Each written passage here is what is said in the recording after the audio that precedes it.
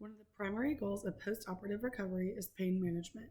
When there is poor pain management after a surgical procedure, several complications can arise.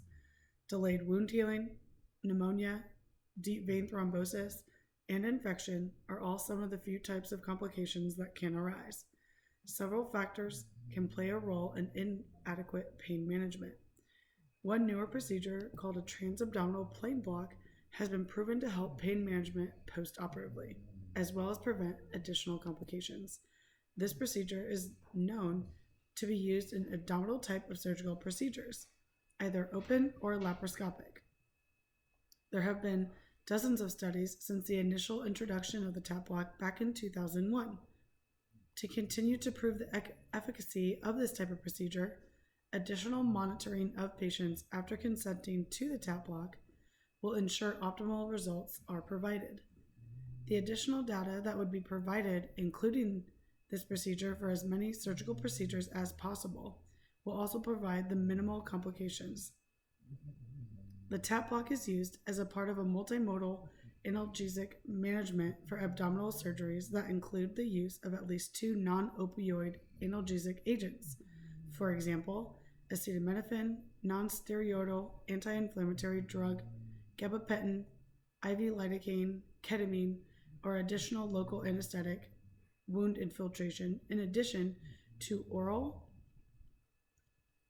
or parenteral opioids.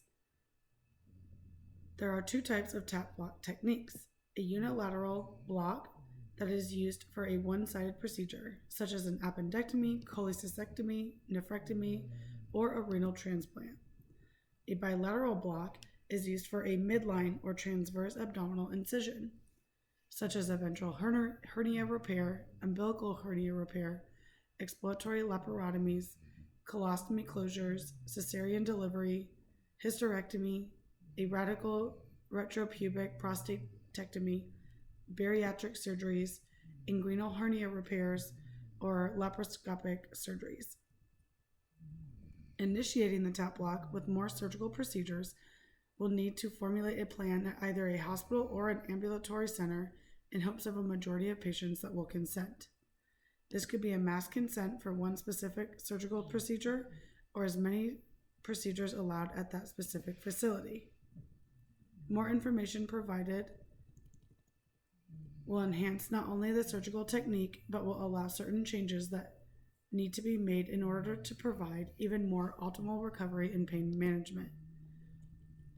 Whether it is vital in following just one specific surgical procedure to ensure the efficacy of that, or following many different types of surgical procedures to show the efficacy and how it is beneficial to more than just one type of procedure.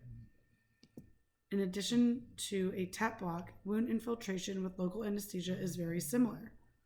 It's almost exact. The studies that have been conducted also prove the benefits of utilizing local anesthesia in a multimodal approach to pain management. One study that conducted several evaluations of many types of surgical procedures proved wound infiltration or continuous wound infiltration required less time and equipment, as well as a cheaper, quicker, and more acceptable to many surgeons. The continuous wound infiltration after this specific study was performed proved to prolong action and significantly reduce postoperative opioid consumption and opioid side effects, thus accelerating postoperative recovery.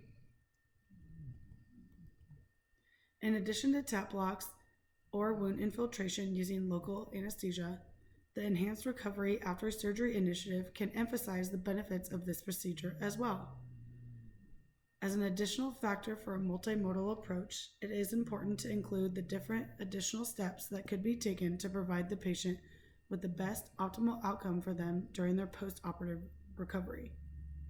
As a part of the Enhanced Recovery After Surgery pathway, which is used for several different types of surgical procedures similar to the TAP block, anesthesia techniques will emphasize adequate postoperative pain control while minimizing the use of narcotics that have been developed.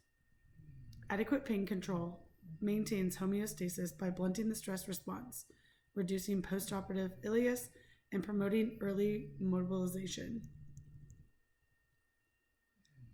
TAP blocks have been demonstrated to be a useful part of this type of strategy, in some cases reducing the need for opioids up to 50% in any laparoscopic surgery. When it comes to ethical considerations for a TAP block, this will be primarily based on the patient. Each patient has an individual belief, culture, background, and certain barriers that may deter their consent for this type of procedure. Other than their personal barriers, the TAP block does not have any ethical issues. Furthermore, the patient will already be receiving analgesics during the procedure, so it could be very minimal that a patient could refuse this procedure unless it was a personal decision, especially with the various factors that benefit them in the long term post-operatively and in their recovery. After considering the patient's barriers, it is critical to determine additional barriers that may be present. One of the barriers could be the confidence of the surgeon or the anesthesiologist performing the TAP block. It could either be their technique administration of the TAP block or their confidence overall. This could allow a wrong dose, an ineffective placement, or lack of resources to provide the best possible outcome during this procedure. An additional barrier could be an allergy to a specific medication that's used for anesthesia locally, while the variation of individuals' patients' response to a local anesthesia is a larger than previously assumed, because a patient's response to the medication and duration seem to pose the biggest threat to less than ideal results. This is why proper dosing and education on proper dosing is vital to the patient to fully benefit from local anesthesia. There's also several different types of local anesthesia medications that can be administered, so knowing the patient's allergies and what they prefer from past surgical procedures and how they react to certain narcotics or other local anesthesias could also provide a optimal benefit for them, proving the benefit for this type of procedure. Each of these barriers is fortunately minimal due to the increase in training and administration for a TAP block and local anesthesia via wound infiltration. The more common this procedure is performed, the less likely complications or a bad technique can occur. The proper dose varies with each patient and the type of surgical procedure the patient will be undergoing. Proper training and evaluation of skills will help prevent physicians from under or overdosing their patients to provide the best care possible and hopefully ideal results. When evaluating the research conducted and data results, it will be important to understand the information provided. The resources provided will need to be up to date and reliable to ensure their accuracy and dependability, in addition to the results that were provided. Furthermore, assess the quality, accuracy, relevance, bias, the reputations from the resources, and the credibility of the information resources found. Having a well-documented facts and opinions and ability to verify all information provided will also be key in proving the efficacy of the results.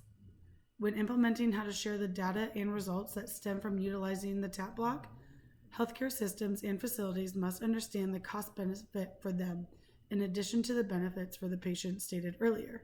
This type of procedure could overall save costs as well as lower them, decrease the patient's readmittance to the hospital due to acute or chronic pain post-operatively, and also decrease the use of opioids post-operatively. This will not only be the greatest benefit of all due to preventing possible addiction, which is feasible to many after having a major surgery.